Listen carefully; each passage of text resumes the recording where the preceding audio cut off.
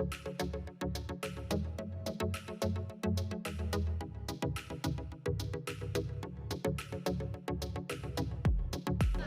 เคအကိုတို့မင်္ဂလာပါမင်္ဂလာပါမိကလေးနည်းနည်းလောက်မေးလို့ရမလားရှင့်ရပါတယ်ခင်ဗျာโอเคဒီနေ့အကိုတို့ပြိုင်ပွဲအတွက်ပေါ့နော်မရှင်ပြိုင်ခင်မှာနောက်ွယ်မှာစူးစမ်းပြင်ဆင်ခဲ့တဲ့အချိန်ကြီးရှိကောင်းရှိလိမ့်မယ်ပေါ့နော်အဲ့ရဲ့နောက်ွယ်မှာဘယ်လိုများစူးစမ်းပြင်ဆင်ခဲ့လဲဆိုတာဆက်လာပြပြပေးပါဦးဖွဲ့ရနေ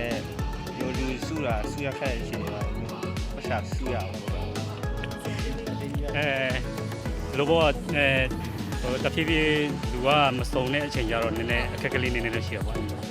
ကဲဒီနေ့လည်းအကောင်းဆုံးရှင်ပြိုင်သွားတာကိုတွေ့ရတယ်ပေါ့နော်တစ်ဖက်အသင်းကိုဘယ်လိုမျိုးသုံးသပ်မိလဲပေါ့ဒီနေ့ရှင်ပြိုင်တဲ့ကစားတဲ့သူတို့ကစားပုံအရင်ကောင်းပါတယ်ခင်ဗျာဘယ်တော့လဲกว่าတော့ချေရဒုက္ခတွေနည်းနည်းပြတယ်ဆိုတော့ဟိုပြောမှာမျိုးချိတ်ဆက်မမိတော့ကွာတယောက်နဲ့တယောက်ချိတ်ဆက်မမိတော့မျိုးအကြောင်းပါဝင်လာလည်းဖြစ်နိုင်တယ်အဲ့ဒါโอเคပါနောက်ထပ်လာမယ့်ပွဲစဉ်တစ်လျှောက်မှာလဲပေါ့နော်ထပ်ပြီးတော့မှအကိုတို့အသင်းအနေနဲ့ဘယ်လိုမျိုးစူးစမ်းအောက်ထုတ်သွားမလဲဘယ်လောက်ရခိုင်နှုန်းအထိမျှော်လင့်ထားလဲဆိုတာကိုလည်းအနည်းငယ်လေးပြပြပေးပါဦး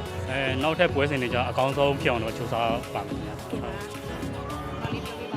ကောင်းဆုံးဖြစ်အောင်စူးစမ်းအောင်ပြန်ပြီးတော့ခုလိုပြေချပေးတဲ့တဲ့ကြောင့်ကျေးဇူးများတင်ပါတယ်ဟုတ် fighting ပါဟုတ် fighting ကျေးဇူးပါ